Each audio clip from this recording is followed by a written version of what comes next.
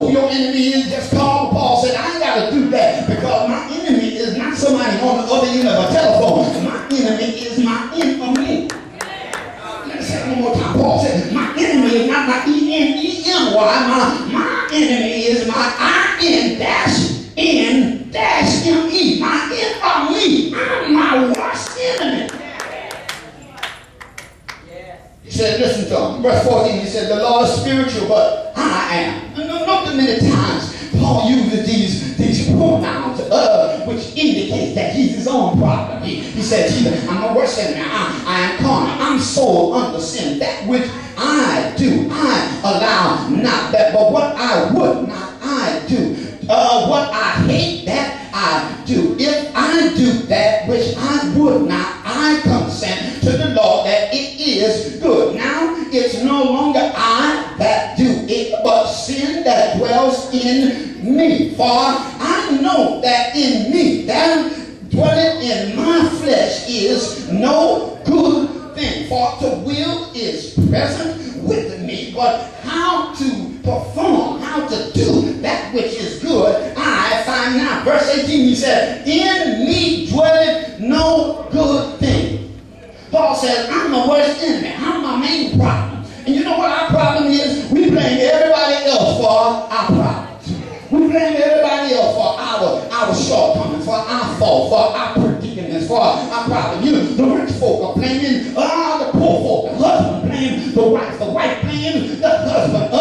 The citizen blame those who in the high places blame the citizen. And the teacher said the students say it's the teacher. The Republican said the Democrats are the problem. And the Democrats say the Republicans are. Preachers say it's the members. And the members say, no, it's the preacher. The unemployed say it's the employed. And the employed said, no, it's the employed. Paul said, no.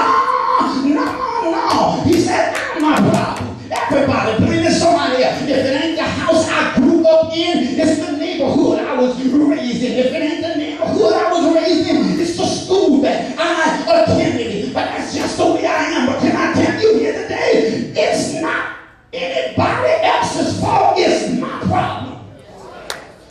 Paul says, stop playing the blame game. Our worst enemy is ourselves. You know, I think a whole lot of folk got uveitis or they got anamyelitis. Because when God walked in the garden and said unto him, Adam, what have you done? He said, the woman that you gave unto me, she gave it unto me. He said, did you? He said, it was the serpent problem. He's the one. You know, can I tell you who our problem is? You know, it's you. We need to come to the realization like David did. David said, yeah, I messed up. Yes, I did it. Yes, I fell. And it was not because it was not Bathsheba's fault. No, it was not Uriah's fault.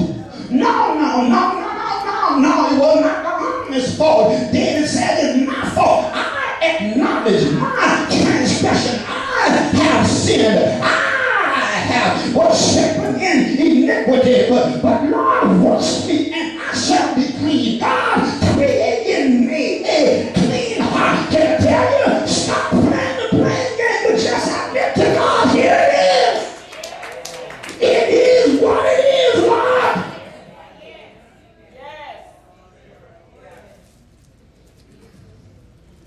Isn't it amazing? I find it amazing, and I'll soon be through. But I find it amazing that a whole lot of folk can get the mote out of somebody else's eye. Don't you find it amazing? You know, they can clean you up, they can get the stuff, they can get the mote out your eye, but you got a 2x4 in theirs. And Paul said, it's not nobody else, it's me. He said, I know the Lord is spiritual, but I am carnal. I know in me dwelleth no good thing. I know what I ought to be doing, I'm not doing, but the will is present with me. But how to perform that which is good, I find out. Can I tell you something today? Paul said, I know what the problem is. He said, because the problem is not in knowing.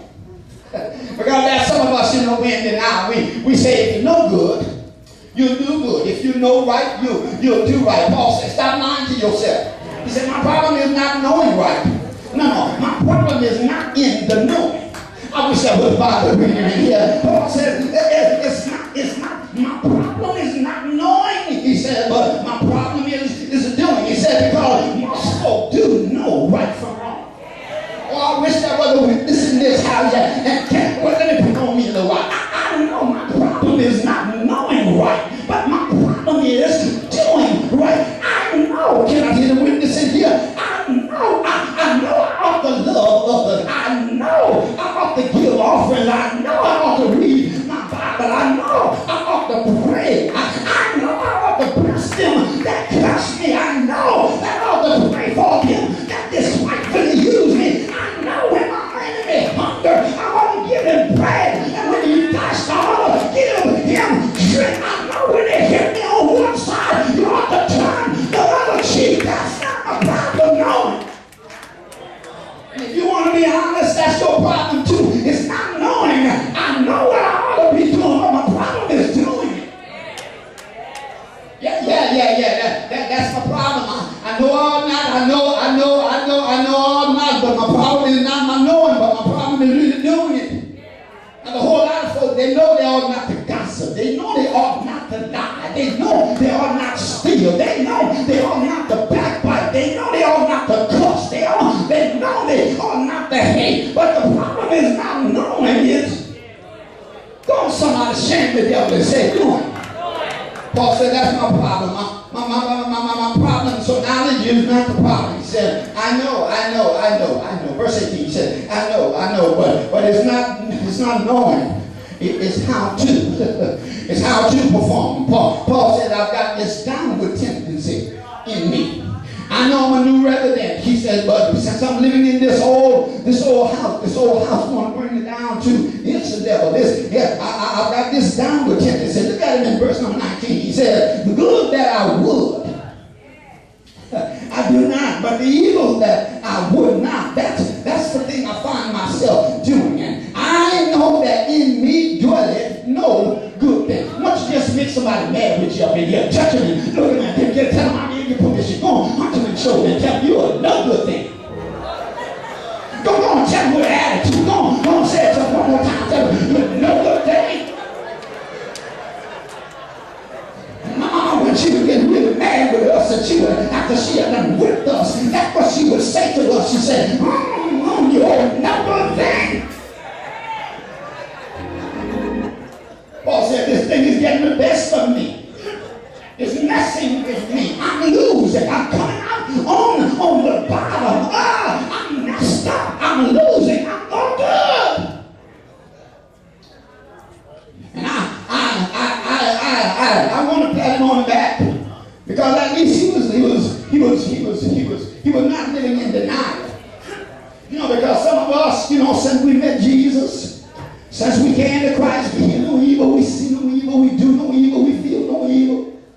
Paul said, no, I'm not in denial.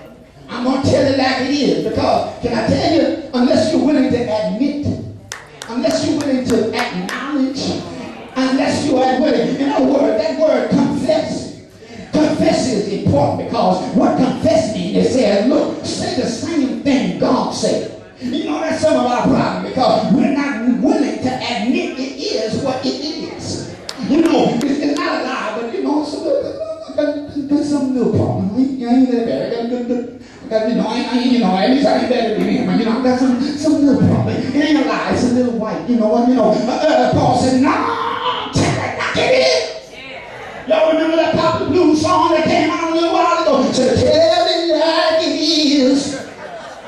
He said, go on, tell it, because unless you're willing to tell it like it is, God cannot help you, because the Bible says he that covereth his sin. So Paul said, I'm acknowledging it. He said, I got a problem. And he turned and he looks at himself in the mirror. Then he said, oh, wretched man that I am. Who